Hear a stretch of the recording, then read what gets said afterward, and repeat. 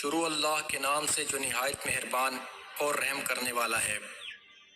حضرت مجدد الفسانی رحمۃ اللہ علیہ کے شہنشاہ جہانگیر سے ٹکر۔ یہ دور امام ربانی حضرت مجدد الفسانی سے شروع ہوتا ہے۔ وہ ہندوستان کے شہر سرہند میں پیدا ہوئے۔ ان کے دور میں اکبر نے دین کی شکل کو مسخ کر دیا تھا۔ دین الہی کے نام سے ایک نیا دین دنیا کے سامنے پیش کر دیا تھا جو بدعت و رسومات کا ملبوبہ تھا۔ یہ وہ وقت تھا جب اکبر کے بیٹے جہانگیر نے اپنی طاقت کے نشے میں آ کر علماء کو لکھا کہ مجھے فتویٰ دو کہ بادشاہ کو سجدہ تعظیمی کرنا جائز ہے۔ جب لوگوں کے سامنے جیلوں کے دروازے کھل چکے تھے، جب ان کو درے نظر آ رہے تھے، کھالیں پیٹھ سے اترتی نظر آ رہی تھیں، اس وقت کچھ ربانین ایسے تھے، کچھ احبار ایسے تھے جنہوں نے جان کی پرواہ تک کے نہ کی، اس لیے کہ ان کا فرض منصبی دین کی حفاظت تھا۔ انہوں نے کہا جان دی ہوئی اسی کی تھی، حق تو یہ ہے کہ حق ادا نہ ہوا۔ چنانچہ امام ربانی مجدد الفسانی نے فرمایا کہ سجدہ تعظیمی حرام ہے، قطعاً جائز نہیں۔ اس کلمہ حق کی وجہ سے آپ کو گوالیار کے قلعے میں بند کر دیا گیا، آپ کے پاؤں میں زنجیریں ڈال دی گئیں، آپ کو بھوکا پیاسا رکھا گیا۔ آپ نے پابند سلاسل رہنا تو قبول کر لیا، مگر اس کی غلط بات کے آگے جھکے نہیں، کیونکہ ان کو رب کے سوا کسی کے آگے جھکنا نہیں آتا تھا۔ وہ ساری زندگی رب کے سامنے پیشانیاں جھکانے والے، رب کے سامنے اپنے ہاتھ پھیلانے والے، رب کے سامنے سجدہ ریز ہونے والے، بھلا مخلوق کے سامنے کیسے جھک سکتے تھے؟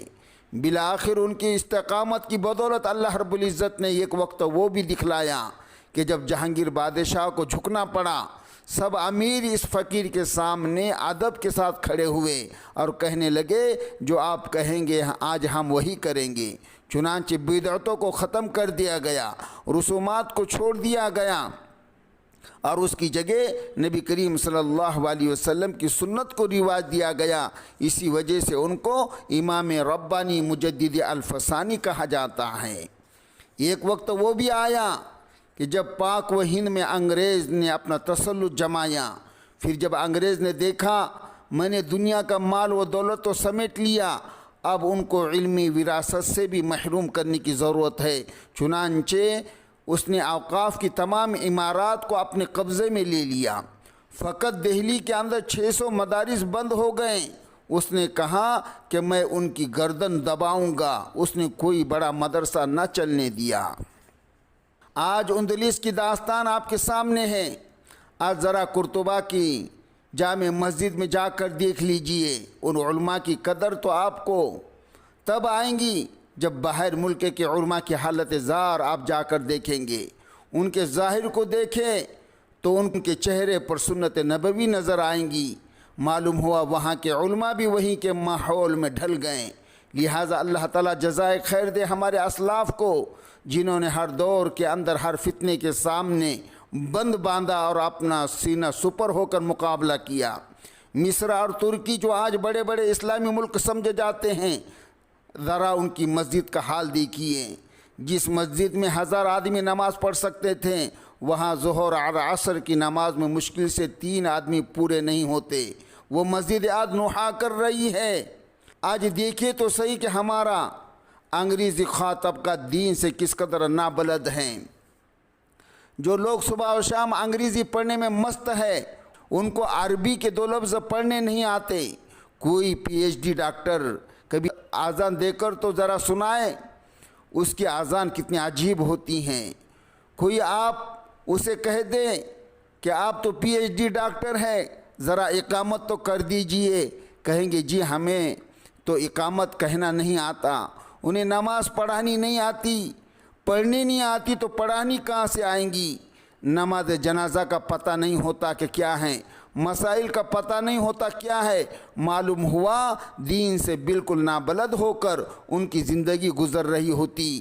اگر ان جیسے لوگوں کے ذمہ ہوتا کہ تم نے کمیونزم اور سوشلزم کے سیلاب کا مقابلہ کرنا ہے، یہ تو کشتی ہی ڈبو دیتے، کیونکہ یہ تو اپنے پاؤں پر بھی کھڑے ہونے کے قابل نہ تھے۔ یہ علماء ربانین ہی ہے جنہوں نے ان تمام حالات کا مردانہ وار مقابلہ کیا، میں سلام پیش کرتا ہوں وسط ایشیا کے علماء کو جنہوں نے 70 سال ظلم کی چکی کے اندر پسنا تو برداشت کر لیا مگر دین کو اپنے سینے سے جدا نہ ہونے دیا۔ حتیٰ کہ جب ظلم کی آندھی چھٹی، ظلم کے سارے سائے گھٹ گئے تو اس وقت یہ علماء دین اسی دین کو سینے سے لگا کر پھر کھڑے ہو گئے۔ آج وہاں کے عوام الناس پھر دین کو اپنی زندگیوں میں لاگو کر رہی ہیں۔ اس لیے آج ہمیں ہندوستان والوں کو چاہیے کہ اپنے علماء کی قدر کریں، یہی وہ دیے ہیں۔ اللہ رب العزت جزائے خیر دے ان علماء کو کہ انہوں نے ہر حال میں دین کو تھامے رکھا۔ یہ کوئی معمولی بات نہیں ہے۔ انسان اپنے لیے تو غربت برداشت کر لیتا ہے مگر اپنی اولاد کے لیے غربت برداشت کرنا بڑا مشکل ہوتا ہے۔ آپ سوچئے تو صحیح، انگریز کے دور میں دین کس نے پڑھایا؟ علماء نے پڑھایا، پھر انہوں نے اپنے اولادوں کو پڑھایا۔ ہم تو مسٹر بنے رہیں، ہم تو دفتر کے چکر لگاتے رہے، ہم تو دنیا کے اعلیٰ تعلیم یافتہ بنے رہے مگر یہ علماء ہی تھے جنہوں نے غربت کو برداشت کیا، تھوڑی دنیا پر قناعت اختیار کی، چٹائیوں پر بیٹھنا پسند کیا، حجروں کے اندر رہنا پسند کیا مگر دین پر ضرب لگنے نہ دی۔ جب انگریز نے دین کے اندر فتنہ شامل کرنے کی کوشش کی تو یہ کھڑے ہو گئے۔ چنانچہ ہر فتنے کے سامنے وہ سیسا پلائی دیوار بن کر سامنے آئے۔ وہ یہودیت کا فتنہ ہو یا صہیونیت کا فتنہ ہو یا مرزائیت کا فتنہ ہو یا شکیلیت کا فتنہ ہو، یہ کسی بھی دور کے اندر یہی علماء تمہیں نظر آئیں گے۔ یہی علماء تھے جو ہر فتنے کے سر پر ضرب مومن لگاتے رہیں، بلا آخر ان فتنوں کو آج مر جانا پڑا۔ اسی طرح کفر کو ہر موقع پر ذلت اٹھانا پڑی، حتیٰ کہ ایک وقت آئیں گا جب دجال لوگوں کو اپنے فتنے کی وجہ سے دین اسلام سے نکال کر کفر کے اندر داخل کرنے والا ہوگا۔ وہاں کون ہوگا؟ کوئی انگریزی خواہ ہوگا جو اس دجال کے مقابلے کے لیے کھڑا ہو؟ اللہ کے محبوب صلی اللہ علیہ وسلم نے فرمایا جب وہ دجال مدینہ طیبہ جانے لگیں گا وہاں پر فرشتوں کے پہرے کی وجہ سے داخل تو نہیں ہو سکیں گا، لیکن وہاں پر ایک زلزلہ آئیں گا اور کمزور ایمان والوں میں سے ہر ایک آدمی باہر نکلیں گا اور وہ اس کا لقمہ بن جائیں گا۔ ایک مومن بھی ہوگا جو باہر نکلیں گا کہ میں دجال کو دیکھوں تو صحیح وہ کیا کرتا ہے، تو دجال اسے بلائیں گا اور کہیں گا کہ تو مجھے خدا ہونے کی تصدیق نہیں کرتا؟ وہ کہیں گا کہ نہیں، تو تو پکا کافر ہے، تو تو دجال ہے، فتنہ ہے۔ دجال کہیں گا اچھا میں تمہیں مار سکتا ہوں، وہ کہیں گا مار کے دکھا۔ دجال اسے تھوڑی دیر کے لیے ماریں گا، اسے موت آئیں گی اور اس کے بعد پھر اسے وہ زندہ کریں گا۔ جب مارنے کے بعد زندہ کریں گا تو دجال کو دوبارہ مارنے پر اللہ قدرت نہیں دیں گے۔ وہ عالم اس سے جانتا ہوگا، وہ کہیں گا اب مجھے مار کے دکھاؤ۔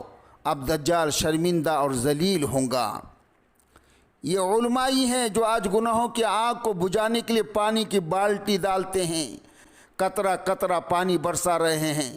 کسی طرح یہ بے راہ روی کی آگ دور ہو جائے، اگرچہ مکمل طور پر دور نہیں ہوں گی تاہم ہر آدمی اپنا اپنا اجر تو پا لیں گا۔ حضرت ابراہیم علیہ السلام کو جب آگ میں ڈالا گیا تو اتنی بڑی آگ تھی کہ وہ آسمان سے باتیں کرتی تھی۔ اس وقت ایک چڑیا اپنی چونچ میں پانی لے کر آتی ہیں اور حضرت ابراہیم علیہ السلام کی آگ کے اوپر پانی کا ایک قطرہ ڈالتی ہے۔ کسی دوسرے پرندے نے پوچھا کہ تیرے ایک قطرے پانی ڈالنے سے کیا آگ بجھ جائیں گی؟ وہ پیاری سی چڑیا کہنے لگی یہ تو میں بھی جانتی ہوں آگ تو نہیں بجھیں گی مگر میں نے حضرت ابراہیم کی دوستی کا حق تو نبھانا ہے۔ یہ چھوٹے چھوٹے مدارس اسی چڑیا کی طرح ہیں جو اپنی چونچ میں امن و سکون اور اللہ کی رحمت کا ایک ایک قطرہ لے کر معصیت کی آگ پر ڈالنے کی کوشش کر رہے ہیں۔ ان مدارس کو محبت کی نظر سے دیکھا کرے، اہل مدارس کو محبت کی نظر سے دیکھا کرے جو ان مدارس کی خدمت کر رہے ہیں، ان سے محبت رکھا کرے۔ جب آپ پیدا ہوتے ہیں تو یہی حضرات آپ کے کانوں میں اللہ کا نام پہنچاتے ہیں۔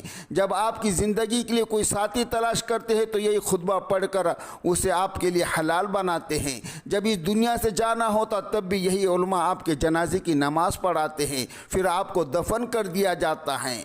میرے بھائیوں، ہر جگہ پر ہمیں علماء کی ضرورت ہے۔ اللہ رب العالمین ہمیں علماء اکرام کی قدر کرنے کی توفیق عطا فرمائیں.